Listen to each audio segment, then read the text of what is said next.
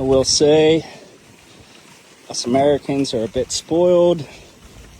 Maybe we just don't have to play in cold weather golf, which it is not cold. It's 80 degrees. It's raining. It sucks. But having fun. Soaking wet. Hand slipping off the club because I'm a moron. Forgot my rain gloves. Still playing okay though. Glad to be out here.